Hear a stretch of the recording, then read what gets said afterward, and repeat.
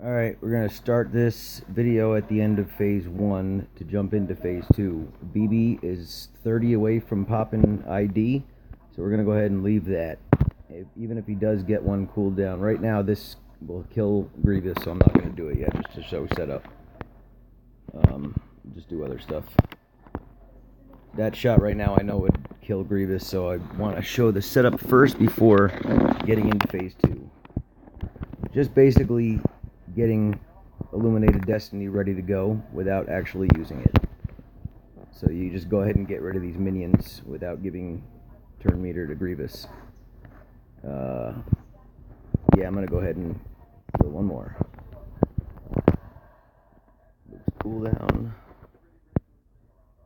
At this point, Illuminated Destiny should be ready to go with enough specials.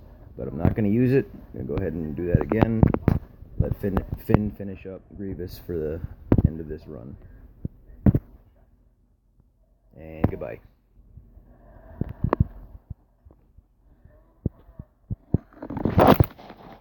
Now obviously the gear levels I have are a little different than others, but it works the same, just with more turns sometimes.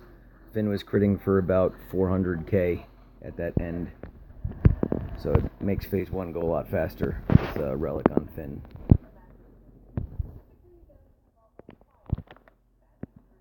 Alright, so the first thing we should be ready for is Illuminated Destiny. Might not be the first turn, but it's basically up. I'm going to go ahead and hit the tank just because it's going to apply speed down, and speed down is good to have. Although she could do that too. Alright, now we're just going to start charging up Finn's takedown by hitting the tank once with his takedown, because he stacks 10 times, so you might as well start it early. Here in the beginning, it's not really important to get 3PO using his basics, but it's just going to set up Illuminated Destiny faster, and as soon as we get the tank toppled, there's no more reason to use that. His basics, I mean. Here that fed a little bit of turn meter to the tank, but we're not worried about it too much because everybody's got speed up, and we're going to be able to kill that last turret before the tank takes a turn. And turret down. Okay, so now during the topple, that should be his second takedown, or maybe his third, I don't remember. Alright, so call BB. It doesn't really matter who you call because everybody's got translation on them, so everybody's calling. But BB calls another one because of his Zeta, so that called Ray that time. It's better when he calls 3PO, obviously, but it still works. Sometimes you only have her basic available, sometimes you don't. Alright, so 3PO is about to have a turn, but it's Ray up first. So what we're going to do is call 3PO. That's guaranteed going to give him a cooldown, allowing him to do a mass assist next. Because he's only got those two abilities, and it's a short cooldown. So every time you call 3PO, if he's got 3 stacks, his next turn will have a mass assist available. So anytime you see him, like right now, he's halfway to a turn, he'll get one soon enough. Just go ahead and call him once.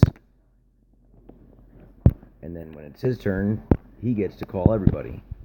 And it just helps the turn meter flow a lot better that way.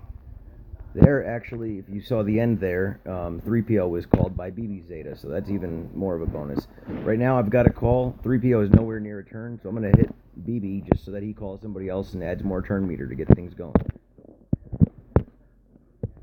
It really doesn't matter there. You just pretty much want to always use 3PO's mass assist. At a low gear level, though, you're going to probably want to keep an eye on that. So basically watching 3PO to see how close to a turn he is whenever Ray's assist is ready. Okay, that was weird.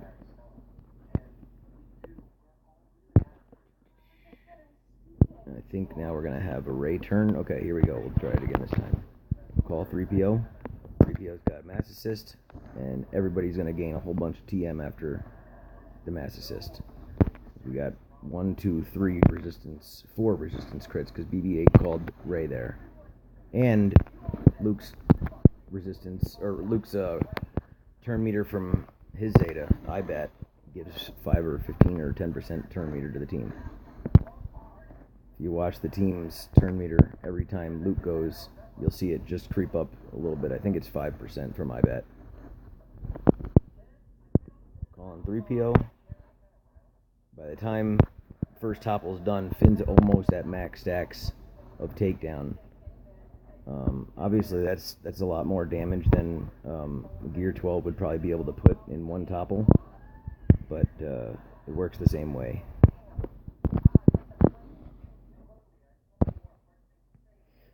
At this point, it's pretty much safe to auto, mostly because 3PO on auto will do his mass assist pretty often, and pretty much anybody that gets a turn, they all feed turn meter through crits and through Luke's Zeta IBAT. Actually, it's one of the few times where auto may actually be better than manual because of the fact that they're just going to use a variety of specials on a variety of people rather than doing the wrong thing. So at this point, we're good to hit auto, and when the tank gets up, I'll just target the turrets for phase 2.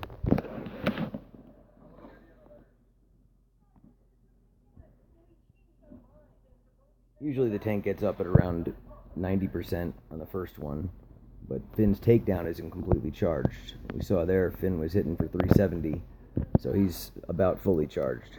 Usually you won't get quite that high in the first topple, or the first take when the tank drops. So now we're just manually targeting turrets. We'll get that speed down again on the tank. It's not too big of a deal. There, actually, I'll show that during the next topple. But when the tank gets up, it's good to use Finn's takedown on the tank itself rather than the turret, just because it'll help get some extra damage in there in between the tank's turn. You don't ever want to give the tank a turn while he's up, but one takedown or even sometimes two from Finn are okay to do in between those turns of the tank without giving the tank a turn.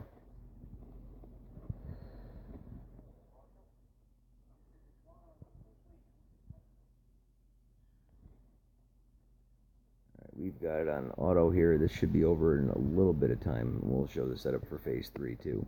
Phase 4 is going to be pretty much identical to phase 2, except you have 2 extra minions that you can either daze them and leave them alone and not worry about them the rest of the battle, or you can kill them each time and just kill them. It doesn't really matter. But it's actually a lot easier than phase 2, because instead of the tank, when it gets up from a topple, it goes from 15 to 13, 13 to 11, 11 to 9. It takes 2 turns. In phase 4, the tank only takes 1 turn. So it goes a lot slower, and you're going to end up finishing that phase 4 a lot sooner than you would finish the raid in phase 2.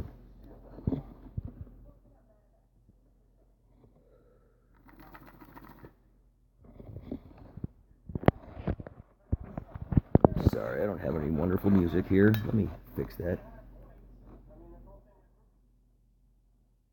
while we wait for this tank.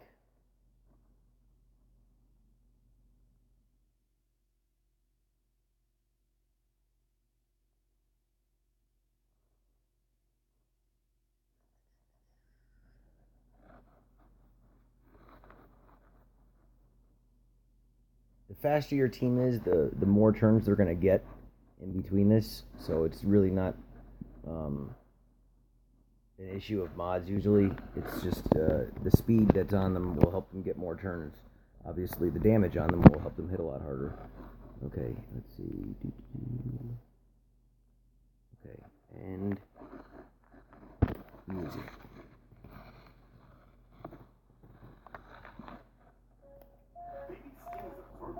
Of course.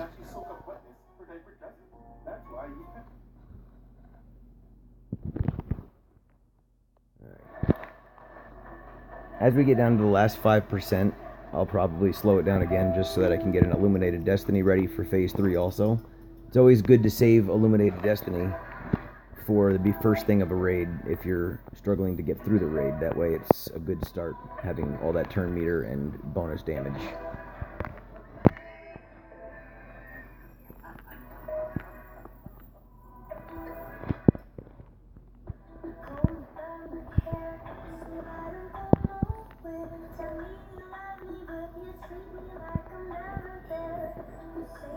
Jeez, he's hitting on his basic for 177k. Oh boy.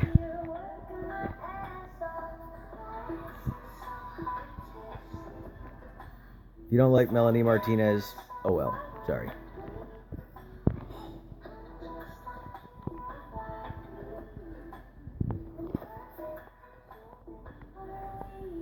Alright, so he's hitting for almost 2%, so we're going to go ahead and stop it now. Turn the auto off, just so that we have an Illuminate Destiny ready to go. Alright, we'll do one last one. At 4.2 we can do this slow enough. Alright. So, BB's got 45 left. That changes a lot different. We'll go ahead and call 3PO to add that. Just do a basic. Screw it. It'll be nice. That's going to finish the tank. I'm not quite there yet, so I'll go ahead and wait. Alright. Now, hopefully it doesn't call. Whoop. Okay, hey, we got one left. And Illuminated Destiny's ready. And screw it. We'll just call everybody. Illuminated Destiny will be ready to use in the beginning of Phase 3 to help set that up now. Just gives a nice little advantage in the beginning.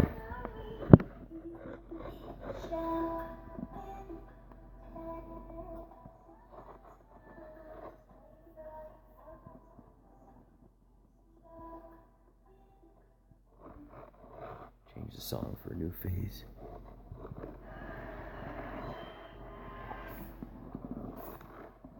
Alright, beginning of Phase 3. Really, this would be okay for auto pretty much, but we'll go ahead and set this up. First thing, we'll put buff immunity on him, and we'll take out the droids first. But when you have a chance for TMR, use that on the battle droid. Always. Illuminate Destiny, ready? Now the battle droid is exposed, so it will stay still every time the resistance allies use a special ability. Alright, we're going to go ahead and use his basic on the droid. Finish killing these guys. And the idea is, because of the fact that Luke also has 30% TMR on a basic attack, and 3PO, BB-8 and Rey don't, obviously, but they gain a lot of turn meter through all their attacks when they crit. So because of all the TMR going on in this team, it theoretically makes auto completely okay for this phase. If using R2, it doesn't quite work as easily than CLS in that spot, but it still works. So at this point, we will show you how this works. Watch the droid's turn meter, and using Luke's basic from time to time, hitting him will reduce his turn meter enough to keep up with the TMR from the team. That buff immunity didn't even work. Sometimes Luke's TMR doesn't work, sometimes it does. It does often. It did there, but also the tank or the battle droid also does gain turn meter. So they kind of even each other out. Luke's taking some away, everybody else is adding some, and Rey has TMR on her special along with 3PO on a basic. So there's actually 4 total moves that reduce turn meter. Luke's basic, Luke's special, 3PO's basic, and Rey's hand wave. So those 4 turns being in play are enough to keep the droid's turn meter down. He should never move. If he does, he usually gets 1 turn, and you can just kill the droids that are summoned, or you can leave them alone. There's enough turn meter going on that this rocket droid will not get turns using Luke. If you use R2, you have to be a little bit more specific to call 3PO more often than calling BB-8 or Finn. And you don't want to use 3PO's mass assist if you're using R2. because no one has TMR on basic ability. So Luke's doesn't cancel out with anybody because the droid's just gaining turn meter.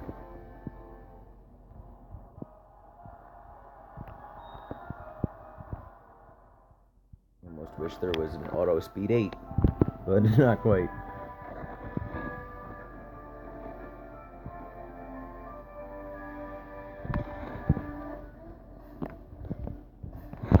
What is going on here?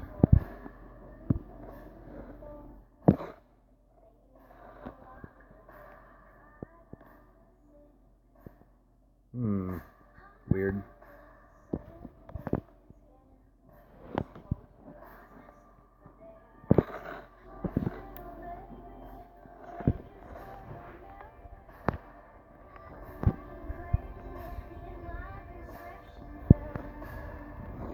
I'm guessing an accident just happened.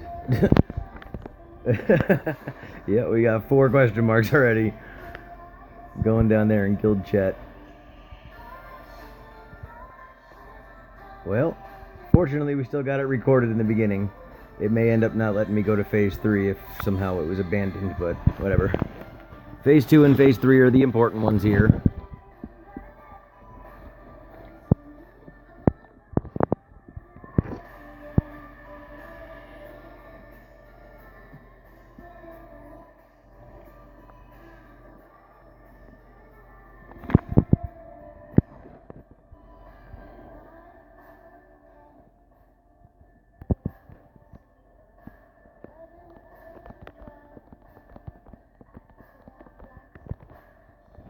Well, actually, since the raid is abandoned, I'll just go ahead and end it here. Save a little time and data on the upload.